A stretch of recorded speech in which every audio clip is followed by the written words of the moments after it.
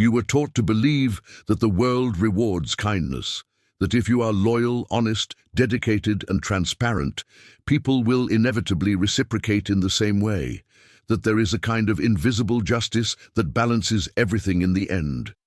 But most people discover the hard way that this idea is an illusion. Betrayals arise where there was trust, indifference appears where you offered loyalty, and often you realize that what you called friendship, love, or respect was actually just convenience. This is one of the hardest lessons a human being can learn, and it is precisely here that true transformation begins.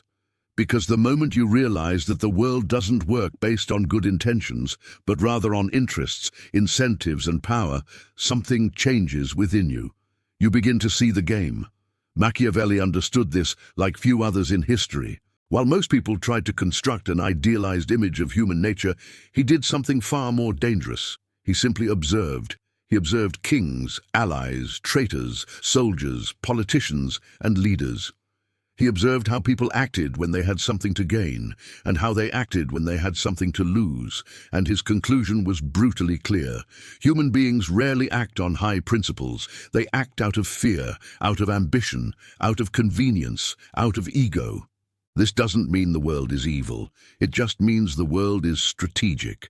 And from the moment you understand that, you begin to build something few people possess. A mental fortress, a psychological structure so solid that no criticism, betrayal, manipulation, or loss can destroy you. Not because you've become cold, but because you've become conscious. Most people live emotionally exposed. They depend on the approval of others to feel valuable. They depend on recognition to feel confident. They depend on validation to feel safe. This means that control over their lives is always in someone else's hands. A compliment can uplift them. A criticism can destroy them. Abandonment can break them. That's the real problem. It's not the world. It's the emotional dependence on the world.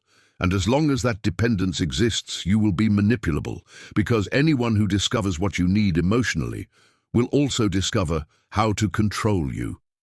Machiavelli deeply understood this mechanism. He knew that the first rule of power was not to dominate others, it was to dominate oneself, because someone who doesn't control their own emotions will inevitably be controlled by someone who does.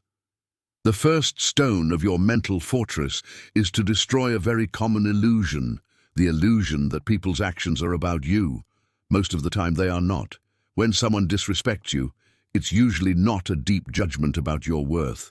It's just a strategy. When someone lies, manipulates, or betrays, they're rarely trying to destroy you personally. They're trying to protect or advance their own interests. That changes everything, because when you stop interpreting every action as a personal attack, you stop reacting emotionally, and you start analyzing strategically. Most people live reacting. They react to criticism, they react to provocations, they react to disrespect. And each emotional reaction reveals something. It reveals your weaknesses. It reveals your insecurities. It reveals where your armor has cracks. Strategic people observe this. They don't need to study you deeply. Just provoke a few reactions, and that's it. Your emotional map appears before them. That's why a truly strong mind learns something fundamental. Emotional control is power. When you don't react impulsively, you become unpredictable, and unpredictable people are difficult to manipulate. Imagine two men in an argument. The first explodes emotionally. He raises his voice. He gets angry. The second remains calm. Who has more power in that situation? It will always be the one who controls their own emotional state, because whoever is dominated by emotion has lost the ability to think strategically. That is the second cornerstone of your mental fortress. Learn to observe before reacting. Machiavelli said that a wise ruler should always observe the incentives behind actions, because people's words rarely reveal their true intentions, but their interests always do. If you want to understand someone, don't just listen to what they say. Observe what they gain. Observe what they fear losing. Observe what they do when no one is watching.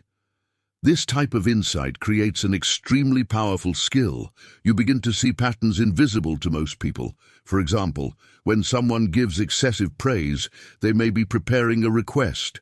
When someone creates intimacy very quickly, they may be trying to gain your trust. When someone offers excessive help, they may be creating an emotional debt.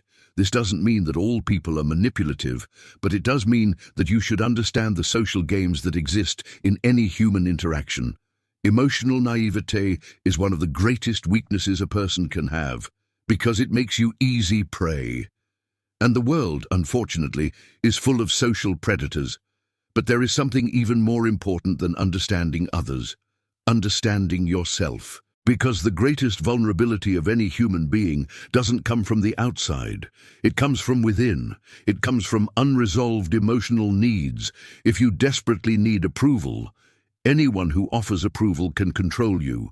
If you desperately need belonging, any group that offers acceptance can manipulate you.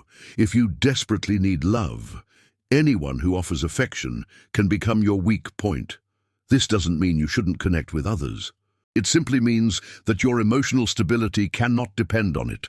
Mental fortitude doesn't prevent relationships, it prevents dependence. Emotionally independent people connect by choice, not out of need.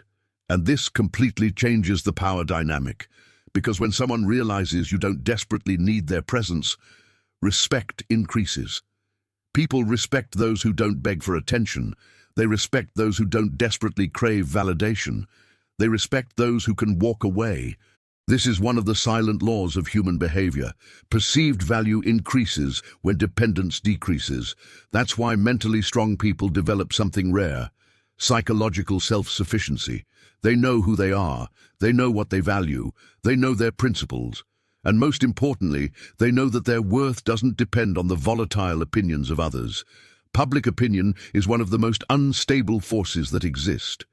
Today, someone might admire you. Tomorrow, that same person might criticize you. Basing your identity on that is building your house on sand. True mental strength is built on something much more solid: discipline. Because discipline creates real self-esteem, not the fragile self-esteem based on praise, but self-esteem based on evidence. Every time you keep a promise to yourself, every time you do something difficult that most people avoid, every time you maintain your principles even under pressure, you strengthen the internal structure of your mind. And little by little something changes. You begin to trust yourself, and when that inner confidence appears, the external world loses the power to destroy you, because your identity no longer depends on collective approval. That is the true meaning of becoming unaffectable. It doesn't mean not feeling. It doesn't mean becoming cold. It simply means that no external force has the power to define who you are. A person can abandon you, but that doesn't destroy your identity. A person can criticize you, but that doesn't alter your worth. A person can betray you, but that doesn't break your internal structure, because your mental fortress is already built. And people with this level of psychological stability become dangerous in a very specific way. They cannot be easily manipulated. They cannot be easily intimidated. They cannot be emotionally blackmailed. And when someone cannot be emotionally controlled, they automatically become powerful. Machiavelli would deeply respect someone like that, because for him, power was never just about social position. It was about psychological lucidity. It was about seeing the world as it really is, and at the same time maintaining absolute control over oneself. This combination creates something rare: an individual who doesn't live reacting to the world, but moving strategically within it. And when you reach that level of awareness, something curious happens. You begin to realize that most human conflicts stem from emotional fragility. Arguments, dramas, manipulations, resentments, all of this usually arises from insecure egos trying to protect themselves. A truly strong mind doesn't need to prove anything all the time. It doesn't engage in every argument. It doesn't respond to every provocation. It doesn't try to convince everyone. It simply chooses its battles. This is one of the greatest signs of mental maturity: knowing when to act and knowing when to ignore. Because energy is a limited resource, and wise people don't waste energy trying to control things they can't control. They focus on the only area where control is real: the mind itself. And when you master this inner territory, you discover something liberating. The world may remain chaotic, People may remain unpredictable, situations may remain difficult, but within you there is something that remains stable, a fortress, a center of and psychological gravity that nothing can shake. And when a man builds that within himself, nothing and no one can truly affect him again.